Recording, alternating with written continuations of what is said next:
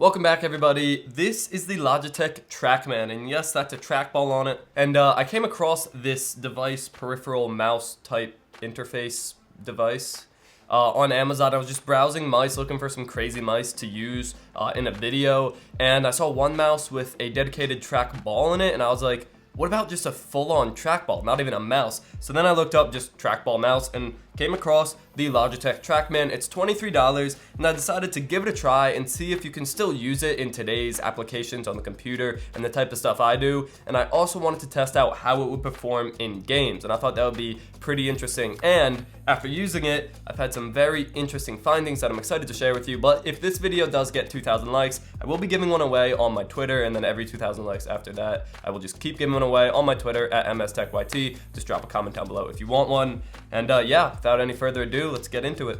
Alright, so I guess we're going to start with an overview. It's not going to be too long because there's not a lot going on with this device. You have the trackball, of course, that does come off, and it's using an optical sensor in there that reads the trackball as you spin it on there, and that's how you interface with your pointer as opposed to moving your entire wrist. Then you, of course, have a left click and a right click on the left and right, and then you have a forward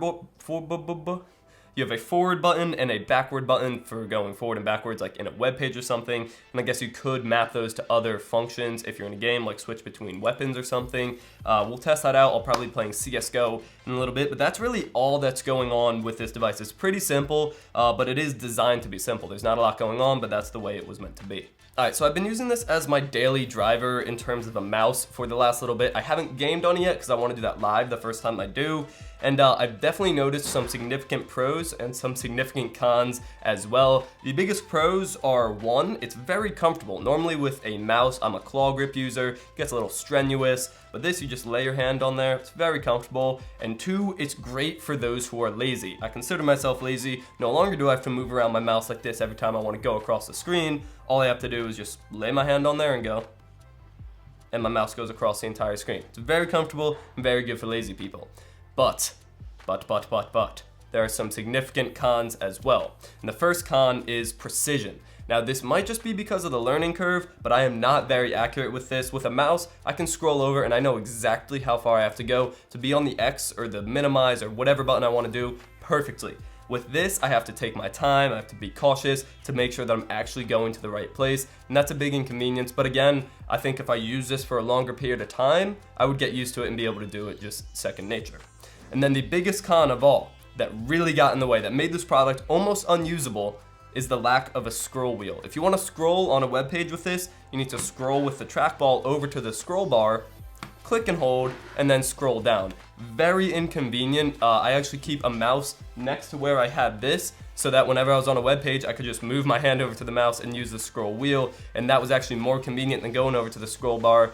Other options on Amazon did have a scroll wheel type implementation. I would have liked to see a button somewhere that puts it into a scroll mode, perhaps. Maybe that you hold it and then scroll, or you press it and then you just scroll and it scrolls. I don't know. Some sort of implementation to make that a little bit easier would have been very much appreciated. And those were the really big things that I noticed. Now let's go on to a live first impressions gaming test with a trackball. Alright, so we are in CSGO playing with the trackball. I don't expect too much. There are two things. The lack of precision and the inability to like whip around is what is going to kill the trackball for gaming. Because if I spin it really fast like that, like trying to whip around, it just, ooh, a little kill spree, let's go. Back on invincible. If I spin it really fast trying to whip around, it doesn't read it that fast. Like I spin it really fast and it only moves a little bit, and it just doesn't read it properly. And then there's just precision. Ooh.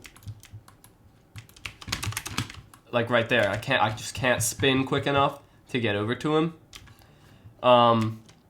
It's definitely usable if you have nothing else. Like you can play an FPS shooter on this, but it is by no means ideal. I think trackball would end up being a lot better for a platformer like Civilization, where it's relaxed. Anyway, gonna go ahead and switch over to the wireless mouse, and you just have so much more control over exactly where you're pointing. It's really night and day.